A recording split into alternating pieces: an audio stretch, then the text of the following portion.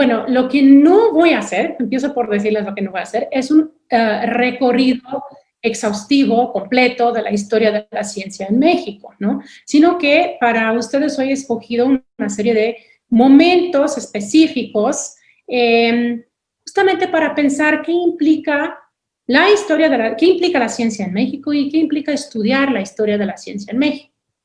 Y quisiera empezar con una anécdota. Justo hace años, cuando empecé a dar clases en el Instituto de Investigaciones Filosóficas, estaba yo preparando, como uno prepara sus cursos, sobre todo las primeras veces, así con muchísima trepidación, y un colega del instituto me preguntó por qué andaba yo tan preocupada por ese curso, y me preguntó sobre qué iba a hablar. Yo le dije, bueno, pues sobre la historia de la ciencia en México. Entonces me dijo, bueno, no te preocupes tanto, se resume en 2 palabras, no hubo. Y eso es algo que realmente me ofendió, pero también me retó a pensar, a ir más allá de este sarcasmo, bueno, tajante rechazo de que haya habido ciencia en México, justamente para tratar de entender de qué hablamos cuando hablamos de la ciencia en México, ¿no?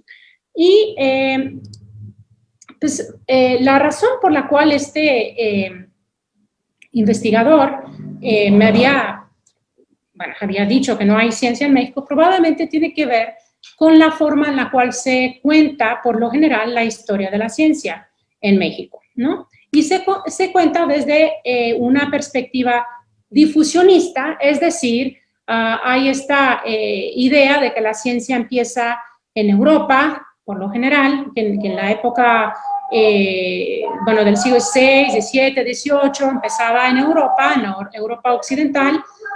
Les pido perdón por los ruidos de afuera. ¿No? Que empezaba, que la ciencia empieza allá y que de poco a poco se va diseminando hacia las colonias. Ese modelo ha cambiado un poco, ha cambiado de dirección geográfica, pero se sigue pensando que la ciencia empieza en el norte global, es decir, Estados Unidos, es decir, otra vez Europa occidental, y se va diseminando por el resto del mundo que está ya a la espera, poroso, a la espera de la ciencia.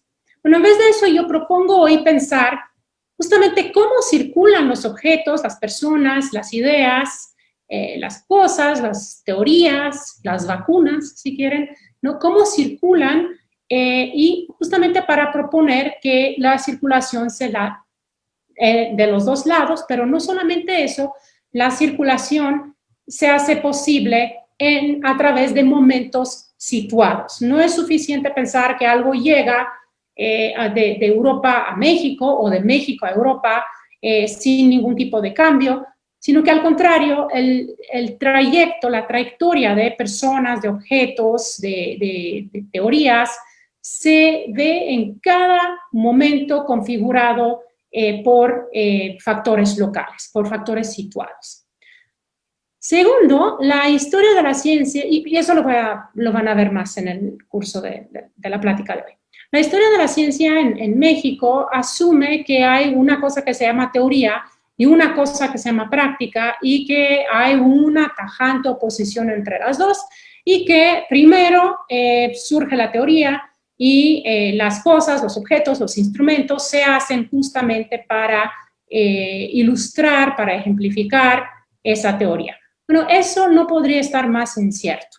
Por ejemplo, para ponerles un ejemplo del siglo XVII, Galileo, como algunos ya sabrán, es de los primeros que, bueno, es el primero, se le asocia con el primer uso, el primer gran explorador, astrónomo, si quieren, que usa el telescopio. Sin embargo, el telescopio ya existía como instrumento, ¿sí? El hecho que él, o sea, es un instrumento, un objeto que ya existía y él empieza a usarlo. No es que las teorías de Galileo dan lugar a que se construya después el instrumento.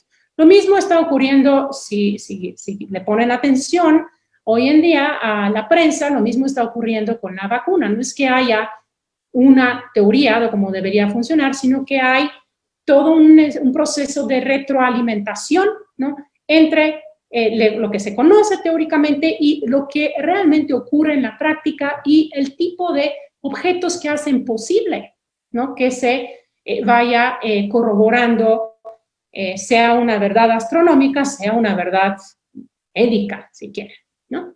Y en cada uno de esos momentos, otra vez, estos momentos de diálogo, de corroboración, tienen que ver con factores que van mucho más allá del interés puro del científico, ¿no? Tienen que ver con limitaciones materiales, tiene que ver con apoyo político. En el caso de Galileo, para regresar a ese ejemplo, Galileo trabajaba en una corte renacentista, donde los Medici lo apoyan, pero a su vez él apoya a los Medici, porque convenía, la familia de los Medici en Florencia, porque convenía tener justamente científicos de la corte, filósofos de la corte, poetas, artistas de la corte, para mostrar justamente el poder, el gran poder de esa casa, de esa familia, ¿no? Y finalmente, otra perspectiva desde la cual se ha escrito la historia de la ciencia en México y en muchos lados es desde la perspectiva de los grandes hombres blancos, o a veces criollos si hablamos de la Nueva España. No sé si probablemente hayan escuchado hablar del Newton de México, o el Kepler de México, o el Linneo de México, o el Darwin de México. Para empezar, aquí no se necesita Darwin. Aquí hay otros biólogos, había otros biólogos quienes trabajaban en biología justamente desde otro lugar, entorno situado, pero al hablar de estos grandes hombres, ¿no?, se nos olvida que la construcción del conocimiento es más bien un proceso, pasa por un gran proceso de mediación, que implica a muchos otros personajes que no son solamente operadores pasivos, sino que son colaboradores muy activos en este proceso de construcción del conocimiento. En ese sentido, los artesanos que le hacen lentes, ¿no?, a Newton, son tan importantes como Newton mismo, porque ese conocimiento se construye cuando Newton les dice quiero un lente un poco más así, ellos llegan y le dan algo todavía más de lo que él hubiera esperado para su óptica, ¿no? Y lo mismo pasa con muchos otros procesos de los cuales en los cuales se nos olvida que intervienen muchos otros personajes, ¿no? Ahora bien, esta manera de escribir historia de la ciencia que postula binomios o posiciones tan tajantes como centro-periferia, teoría práctica, el gran científico y pues algunos cuantos ayudantes, ¿no? Este tipo de forma de escribir la historia de la ciencia tiene que ver con cómo pensamos la ciencia también. Tenemos que ver con cómo justificamos y para qué sirve y a quién le sirve el conocimiento científico, ¿no? En esta charla de hoy me gustaría invitarlos a pensar que el conocimiento es algo mucho más complejo, dinámico, que se construye y se negocia entre muchos más agentes, donde también participan agentes materiales, no solamente sociales como las personas. Bueno, ¿de qué hablamos cuando hablamos de ciencia en México? Pues hablamos de muchas cosas, ¿no? En la plática de hoy me voy a enfocar sobre todo en los siglos XVI hasta principios del XVIII por allá. Si tienen interés más adelante podría extenderme más hacia finales del siglo XVIII y el siglo XIX, que es básicamente lo que yo conozco, ¿no? Pero hablamos de toda una serie, y ¿por qué no antes? ¿Por qué no antes? ¿Por qué no la época prehispánica? Porque es muchísimo más complicado, ¿no? Es más complicado porque mucho de lo que sabemos de la época prehispánica está transcrito, como veremos hoy, en documentos que de hecho son de la época colonial y que implican ya una mirada colonial, una mirada que viene de fuera. Y porque además no soy yo una especialista en ciencia prehispánica, ¿no? Aunque estoy tratando de aprender. Bueno, entonces, ¿de qué hablamos cuando hablamos de la ciencia en México? Es decir, en México entendido como este gran espacio de amalgama, de mediación, ¿no? Entre diferentes culturas, culturas europeas, culturas africanas, culturas indígenas de acá, ¿no? Entonces hablamos de historias naturales, es decir, proyectos muy amplios por entender el orden natural, por entender las plantas, los animales, los relieves topográficos, ya veremos en adelante, ¿no? Hablamos de cartografía, de medicina, astronomía, minería, del gran proyecto del desagüe. Podría haber agregado mucho más. ¿Qué es lo que tienen en común estos diferentes proyectos científicos? Tienen en común un deseo por parte de, o una ambición, un interés por parte de la corona española de conocer las tierras del ultramar, es decir, sus colonias, ¿no? De conocerlas, es decir, inventariarlas, entender todo lo que se puede entender, porque es la única forma, entender la realidad colonial es una forma de empezar a gobernar y explotar, ¿no? De explotar esos recursos. Y uno de los primeros proyectos que pretendieron justamente entender la realidad novohispana, pero también en el resto de las Américas, son las llamadas relaciones geográficas. ¿Qué son las relaciones geográficas? Son instrucciones que gira el rey Felipe II, ¿no? En 1572 o 77, debería haber averiguado mejor esto antes de decírselo, ¿no? Son una serie de instrucciones donde pide que cada una de las poblaciones que conforman la Nueva España, que cada una de esas poblaciones presente una especie de relación, es decir, una memoria, una descripción.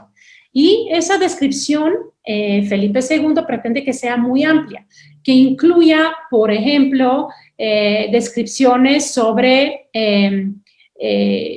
los tiempos de la gentilidad, es decir, de cómo vivían los indígenas antes, sobre las lenguas, sobre los nombres que le dan los indígenas, que en ese momento los llaman indios, ¿no? Y que no tienen en ese momento nada de despectivo, es la única palabra que hay para referirse a los pobladores de América en ese momento, a no ser que les decían tlaxcaltecas o mexicas o, en fin, otomíes, ¿no?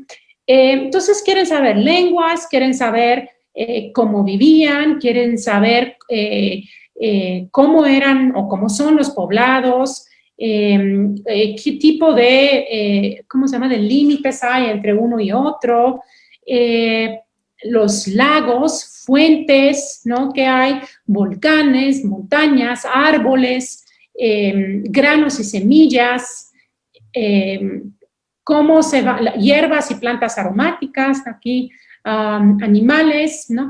Como minas de oro y plata, etcétera, etcétera. Entonces, lo que les interesa saber a través de estos cuestionarios que lanzan, cuestionarios con 50 preguntas, como ustedes ven, que lanzan, es entender muy a fondo, es una especie de intento por recopilar, por hacer una recopilación de conocimientos empíricos, ¿no?, sobre la Nueva España, ¿no?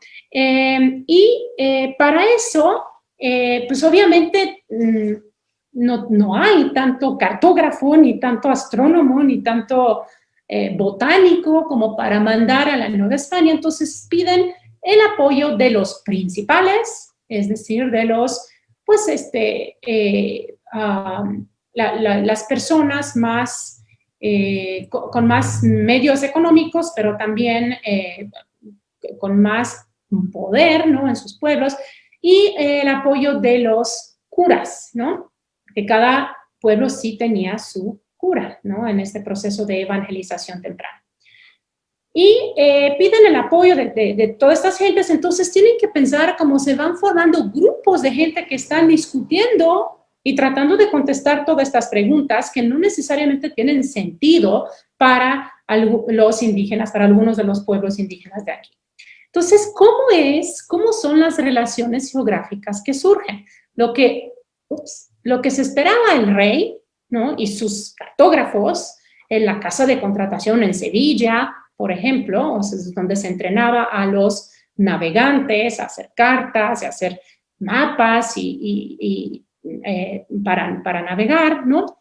Lo que esperaban era un poco algo así, ¿no? Algo que nos da dónde están las fuentes de ríos, dónde están las poblaciones, los contornos, por ejemplo, de las costas, que es muy importante conocerlos, ¿no? Justo para navegar, ¿no? Y bueno, esta es una especie de mapa que ellos tenían en mente, allá en Madrid y en Sevilla.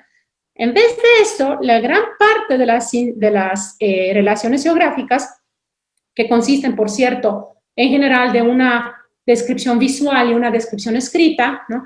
La gran parte de las descripciones escritas son un poco más así. Sí, entonces son un poco más así. Aquí vemos una población, su río, pero esto no es todo. Fíjense en cómo pueden llegar a ser algunas de estas descripciones visuales. Esta es la ciudad de Cholula. Y aquí la ven dividida en barrios con sus calles bien delimitadas, ¿no? Aquí tenemos la gran iglesia, ¿no? de Cholula, de San Gabriel, pero aquí de pronto, en este cuadrado que ustedes ven arriba, hacia la derecha, pues ya vemos una especie de topónimo, ¿sí? Es decir, un nombre de la ciudad que aparece con glifos, ¿no? Y con una especie de expresión de agua. Esta es una expresión de agua, esto representa un río. Es decir, empiezan a intervenir en las descripciones tanto una forma más occidental, ¿no? Que tiene que ver con estas divisiones, perspectivas. Aquí tenemos algunos intentos de perspectiva, no muy logrados, ¿no? Según nuestros criterios actuales o los criterios renacentistas. Y al lado de eso empieza, en algunos de estas descripciones visuales hay topónimos en náhuatl, ¿no? O sea, topónimos náhuatl. De hecho, le dicen Tollan, Cholula. Tollan quiere decir ciudad, ¿no? Es una población, ¿no? En náhuatl. Tenemos otras, ¿sí? Por ejemplo, esta de Huastepec, Morelos, pues donde, pues otra vez tenemos algunos de estas representaciones de ríos turbulentos, ¿no? Aquí con pues una especie de río tormentoso acá, pero otra vez tenemos un glifo, es un huaje. Huastepec es el cerro del huaje, ¿no? Del árbol del huaje. Y aquí tenemos la iglesia y otra vez estas perspectivas pues un poco raras, ¿no? Otra vez estas descripciones como puntos, como espacios de mediación entre un conocimiento indígena y un conocimiento occidental. Luego tenemos todavía más. Esto es realmente una de estas relaciones extraordinarias de Zempoala, ¿no? Donde no sé cuántos de ustedes estén familiarizados con los códices desde antes de la conquista o después de la conquista, ¿no? Pero donde tenemos esta especie de un espacio muy distinto del tipo de espacio a los cuales estamos acostumbrados cuando vemos un mapa. En general, cuando nosotros vemos un mapa, estamos acostumbrados a verlo desde arriba y ya entenderlo cuando piensan en Google Maps. Este es un poco como un mapa como terreno, ¿no? Donde uno se tiene que mover en el mapa, darle la vuelta para entender en dónde se está situando. Y aquí tenemos otra vez este topónimo, ¿no? Este tepetl, este cerro, ¿no? También tenemos otra cosa que es muy interesante en esta descripción relación del siglo XVI, perdón, es el papel. El papel es un papel europeo, no es un papel de amate, códice, y Sin embargo, en vez de hacerlo como tipo libro, como se usa el papel en Europa, aquí lo pegan. Ustedes se dan cuenta que lo están pegando por lo menos cuatro pedazos para formar un papel mucho más grande y que se conforma mucho más a los tipos de códices de producciones que hacían en la época prehispánica. Entonces, otra vez tenemos en una sola, en este intento de entender las ciudades en Poala, tenemos la intervención tanto de materiales, pigmentos europeos, pero también concepciones muy indígenas del espacio, ¿no? Y también europeas. Otra vez tenemos, ya ven aquí estas iglesias como trazadas con reglas y compás y algunas con sus perspectivas, ¿no? Que las perspectivas no son propias del pensamiento prehispánico o de la representación visual prehispánica. Y también tenemos estos tlatoani, ya los ven, ¿no? Estos personajes sentados, ¿no? Los líderes, ¿no? De los lugares. Finalmente llegamos a un mapa, bueno, ya no le quiero decir mapa, obviamente, ¿no? Una descripción geográfica así de Teozacualco en Oaxaca, donde pues, está esta representación del pueblo de Teozacualco como una especie de gran esfera rodeada por un río. Aquí pueden ver la definición del río y en las márgenes, aquí en la circunferencia del círculo, tenemos topónimos, es decir, todas las ciudades, todas las demás localidades, todos los demás pueblos que están rodeando este pueblo. Y aquí tenemos una larga genealogía mixteca, ¿no? Entonces tenemos en misma relación geográfica, tenemos la geografía, una geografía entendida muy sui generis, muy según las pautas prehispánicas de entender el mundo, ¿no? Así la localidad de Teozacualco en el centro, rodeada por todos estos otros pueblos, ¿no? Y la genealogía, ¿no? Bueno, este es uno de los grandes proyectos que lleva a cabo la monarquía española. Se pueden imaginar lo difícil que es una vez que empiezan a llegar estas relaciones, ¿no? a la Casa de Contratación en Sevilla, donde querían hacer un gran atlas, ¿no? ¿Cómo vamos a juntar este tipo de documentos que cada uno está hecho según otra lógica? Se dan cuenta que para poder juntar conocimiento científico, los criterios de representación, los criterios de observación, ¿no? De estudio, tienen que ser uniformes. En este caso no tenemos criterios uniformes, sino tenemos criterios muy locales, ¿no? De cada uno de los pueblos que participan. Obviamente no estaban muy conformes los funcionarios del rey, pero hoy en día estamos muy felices de tener este tipo de documentos que nos ayudan a entender, nos ayudan a llegar a cómo pensaban los pueblos prehispánicos, sus espacios, su geografía, sus mundos. Les voy a dar otro ejemplo de uno de estos proyectos como espacio de mediación, ¿no? Que tiene lugar en el Colegio de Santa Cruz Tlatelolco, es decir, en Tlatelolco, ¿no? Cuando van por allá se acordarán, ¿no? Que en el siglo XVI Tlatelolco, la iglesia ya en Tlatelolco, era un espacio extraordinario de educación y de conocimiento, de producción de conocimientos. Es allá donde donde llegaron es la iglesia que construyeron los frailes franciscanos, ¿no? Y tenían una política muy interesante, una ambición por educar a los indígenas en latín y en español también, y empiezan a hacer grandes proyectos de conocimiento, de escribir la memoria de los pueblos prehispánicos, por lo menos de los nahuas, de los mexicas, de los chalcas, ¿no?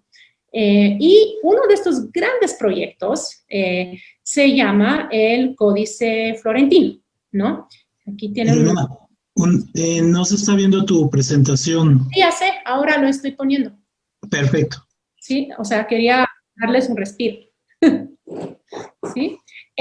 Sí, entonces, el Códice Florentino es justamente uno de estos grandes proyectos que se construyen, ¿no? En el Colegio de Santa Cruz de Tlatelolco, ¿no? Y es acá, por allá de 1578, se acaba de terminar este libro. Es un libro que es 3 grandes volúmenes, que consiste de 12 secciones, 12 libritos, ¿no? Bueno, o libros si quieren, cada uno enfocado a un aspecto importante del mundo prehispánico, ¿no? Los dioses, la historia política, sus leyes, la conquista, pero lo que me interesa presentarles hoy acá, ¿no? Así para que tenga un poco más de interés científico para gente como ustedes, ¿no? Es el libro 11, ¿no? Que es el libro de historia natural. Es decir, es una gran descripción, gran descripción de muchos aspectos de la naturaleza de la Nueva España, sobre todo del centro de México, ¿no? Y entre esto, pues tiene, a ver, vamos a ver, en el libro 11, que es una especie de, es una historia natural. Es decir, es una historia, es una descripción, ¿no? De muchos aspectos de la naturaleza de la Nueva España, sobre todo del centro de México, que incluía animales, plantas, tipos de suelos, piedras preciosas, metales, oficios de los artesanos, ¿no? Y aquí este códice se llama Florentino porque se encuentra hoy en día en Florencia, en la Biblioteca Medici Lorenciana, de los Medici en Florencia, y vamos a ver un poco cómo está compuesto este libro 11, ¿no? Aquí ven, esas son unas páginas un poco al azar, ¿no? Pero están viendo básicamente un libro que se escribe en 2 columnas, en una columna en español y otra en náhuatl. Sin embargo, la columna náhuatl es muchísimo más larga que la columna en español. La columna en español es una especie de resumen y la columna náhuatl incluye muchísimas palabras que no están traducidas al español. Eso es porque este libro, por más historia de la ciencia o más historias naturales que ustedes lo ven, donde se describen los animales, se describen los pájaros, las plantas, ¿no? Es al mismo tiempo un libro donde los frailes franciscanos trataban de entender el náhuatl, de dejar una especie de largo diccionario de palabras en náhuatl justo para propósitos de evangelización. En este sentido, los invito a pensar que la parte científica, o sea, los aspectos científicos y los aspectos, si uno quiere, religiosos, no necesariamente están peleados. Estamos muy acostumbrados a pensar que la ciencia es la contraparte de la religión. Sin embargo, en este momento, todo este proceso de acumulación de conocimientos y de entender la relación de los mexicas o de los nahuas con sus entornos pasa por también un propósito religioso, entender lo más posible de de las palabras, de los conceptos de los mexicas para poder, y de los nahuas en general, para poder evangelizar o convertir mejor, ¿no? Entonces, por eso están estos 2 columnas. Ahora les invito a ver algunos de las imágenes. Por ejemplo, aquí tenemos un pájaro, dice, y una avecinta en esta tierra se llama sensontle, ¿no? Sensontlatole, ¿no? Y vemos este pájaro que está emitiendo un canto, pero ese canto está representado, así como se representa el habla, ¿no? En la época prehispánica, está representado con esta especie de vírgulas azules, el color de la preciosidad, es decir, que tiene un canto precioso, ¿no? Aquí tenemos un aguizote, este es muy interesante, este animal mitológico, ¿no?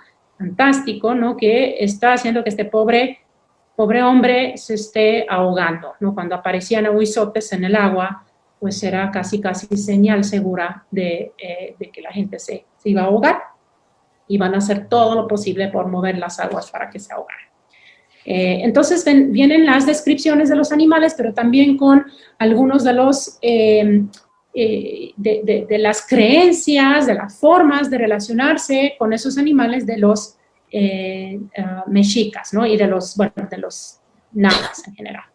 Aquí tenemos pues más imágenes, o sea, de peces. Fíjense forma de este pez. Los animales con... ¿Perdón?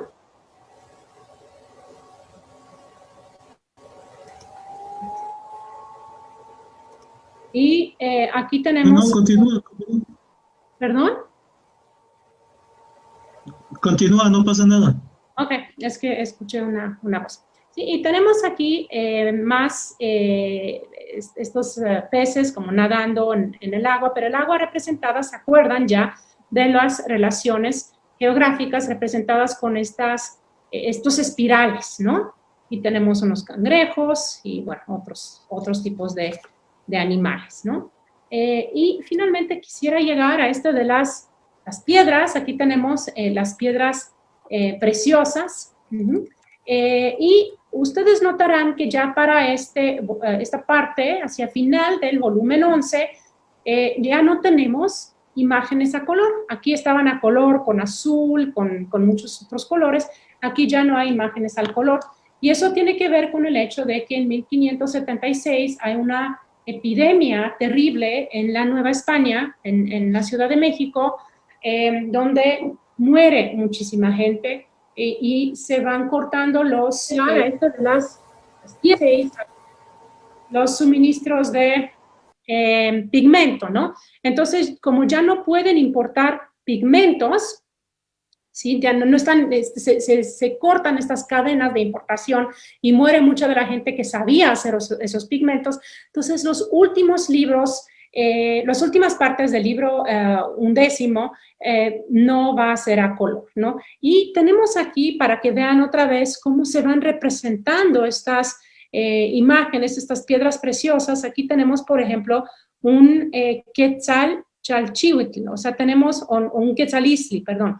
Tenemos unas plumas de quetzal, una piedra y un istli que es obsidiana, es decir, una piedra azul transparente como la obsidiana, que sería una especie de esmeralda, ¿no? Pero aquí vemos cómo se representan las cosas usando ya muchos de los métodos prehispánicos de representación de las cosas. Sin embargo, estamos hablando de un libro ya que tiene aspecto europeo. Otra vez todo esto para volver a invitarlos a pensar que un libro como un proyecto científico, como es el libro 11, ¿no?, del Códice Florentino, no es sencillamente la imposición de una cultura europea que llega a México y les impone a los indígenas cómo pensar. Tampoco es solamente creencias indígenas, sino que es un espacio de mediación, donde el papel viene de Europa, pero los pigmentos, muchos de ellos son locales, y donde las convenciones para representar las cosas son tanto europeos como prehispánicos. Aquí tenemos perspectivas que, como les estaba diciendo antes, los nahuas o los pueblos prehispánicos no usaban. Y tenemos esta especie de representación del brillo que vemos mucho en imágenes religiosas, ¿no? Pero no en imágenes prehispánicas. Y sin embargo, pues aquí tenemos esta representación de la esmeralda para una especie de rebus, ¿no? Donde tenemos pues una palabra Quetzal istli, ¿no? Obsidiana, ¿no? Estas palabras compuestas, entonces por lo tanto también están construidas las imágenes, ¿no?, como compuestas. Aquí lo mismo, tenemos otra vez, este es un Quetzalchalchihuitl, que es otro tipo de piedra preciosa.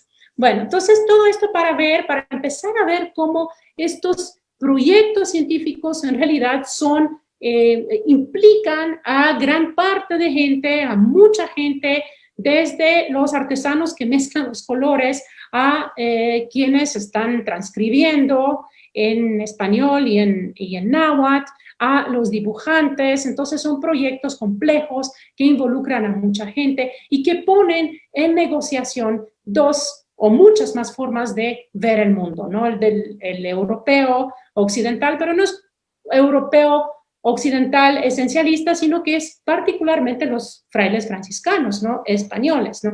Con los nahuas del centro de México. Y finalmente llego a un último proyecto científico. Ups, no lo quiero acabar, espérense.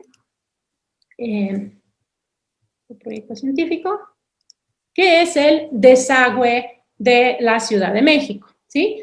Tienen acá la primera imagen que les estoy mostrando, pues una de, obviamente no es una imagen del siglo XVI, ¿no? Es de 1964, ustedes la reconocerán, está en el Museo Nacional de Antropología, y aquí tenemos, pues, la Gran Tenochtitlan, ¿no? Una reconstrucción por Luis Covarrubias, ¿no? De la Gran Tenochtitlan, pero lo que les quisiera llamar la atención es sobre la cantidad de agua alrededor. Como ustedes saben, la Ciudad de México fue construida en el centro, ¿no? de un gran lago, ¿no? Del lago de Texcoco, y también otros lagos. Tenemos el Códice Mendocino, que también es una representación de esa fundación de la ciudad de Tenochtitlan.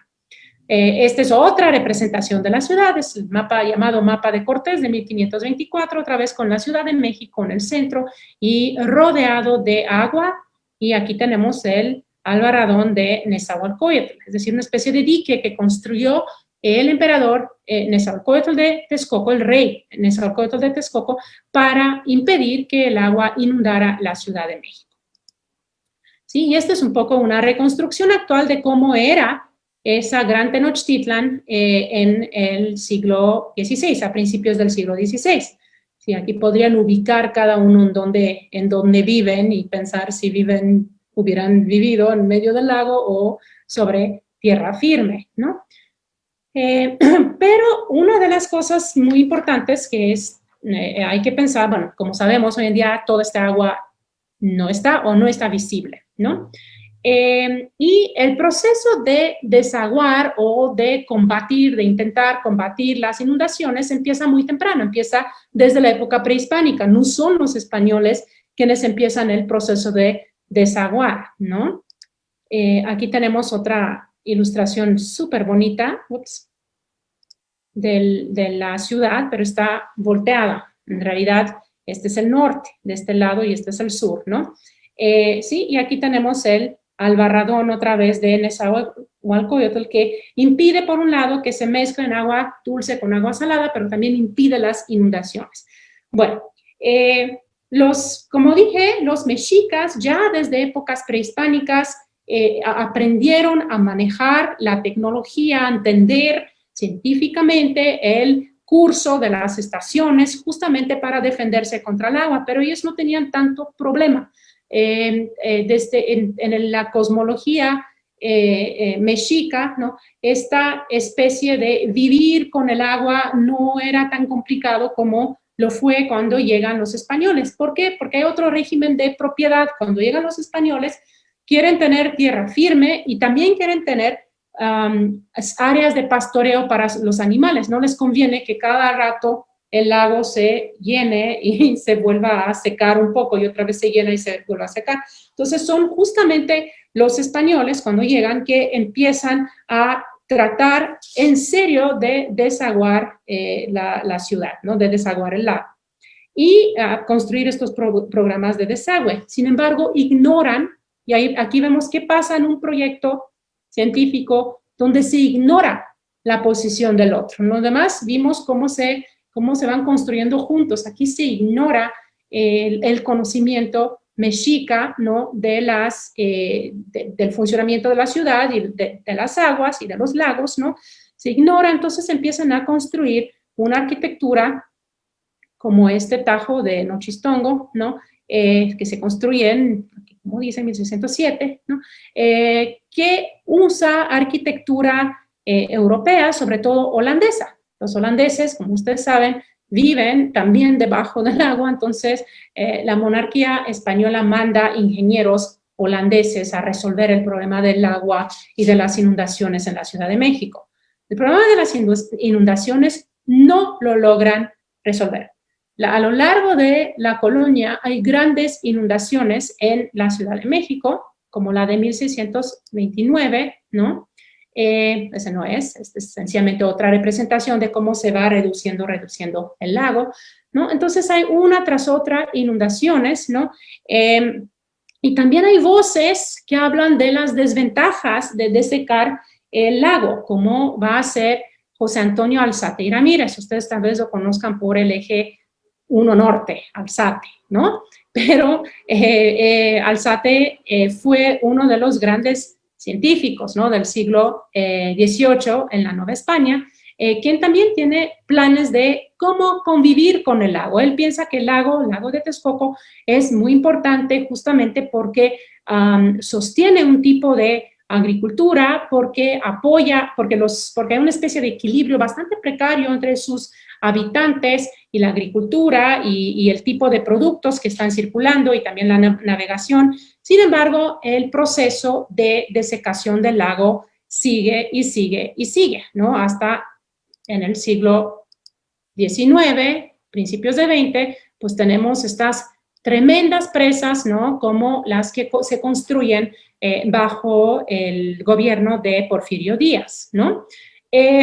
Sí, como sabemos hoy en día, el desecar el lago nunca acabó realmente con el lago, ¿no? Justamente porque al tratar de, bueno, por un lado estamos usando agua, ¿no?, de la ciudad, y por el otro, sí, bombeamos toda esa agua, la ciudad se va hundiendo, entonces se tienen que construir nuevos túneles, nuevos tuberías, ¿no? Todo eso justamente para bombearla, ¿no? Entonces, en realidad, la ciudad se inunda cada vez en cuanto más seca está, cuanto más reducimos el manto freático. Entonces, bueno, eso no es para acabar con un tono muy pesimista, ¿no?, sino sencillamente para invitarnos a pensar que aprendemos de estudiar diferentes tipos de proyectos científicos complejos, ¿sí? Cómo han sido esas relaciones geográficas, cómo fue el Códice Florentino, cómo es también el desagüe. Hoy en día probablemente hablaremos de la vacuna contra el COVID, ¿no? Pero lo que sí es muy importante tomar en cuenta es justamente cómo se van negociando diferentes tipos de conocimientos, cómo se sitúan esos conocimientos, las voces y las experiencias de quién cuentan y cómo cuentan, de qué manera toda una serie de factores políticos, económicos, cosmológicos o cosmogónicos, si quieren, cómo entendemos la relación con el mundo, con el origen de los mundos, con lo que nos rodea, cómo todo eso va impactando la forma como se construye la ciencia, ¿no? Y es básicamente sobre lo cual quise pues llamarles un poco la atención hoy, ¿no? Justamente con la idea de que al hablar del pasado, no solamente estamos hablando del pasado, sino probablemente lo más interesante sería pensar cómo traducimos ese tipo de preguntas al presente, ¿no? Cómo hacemos presente voces que nos escuchan normalmente, ¿no? Y formas de entender el mundo que tal vez ayudarían justamente en la construcción de proyectos científicos más simétricos y más justos. Y bueno, eso sería todo por hoy. Y les agradezco y también pido 1000 disculpas por todos los infortunios técnicos que padecí hoy. Y bueno, muchas gracias. No, pues muchas gracias a ti, Miruna, por habernos compartido esto. Creo que es bastante interesante y creo que va cerrando algunas de las interrogantes que habíamos tenido en las sesiones anteriores. Esperamos contar con tu presencia en alguna otra sesión más adelante para poder ver más los siglos recientes y ver más allá de esto. Y no te preocupes por los problemas técnicos, esto siempre hay y siempre aparecen. Y en esta época de Zoom y virtualidad, bueno, pues es un aprendizaje para todos. Y bueno, nos quedamos, la otra semana vamos a tener la historia de la Facultad de Química en concordancia con el aniversario, y pues nos estamos viendo la próxima semana aquí en este espacio de La Letra Absuelta, Lazos Químicos y Un Minuto, un Libro. Muchísimas gracias a todos. Gracias.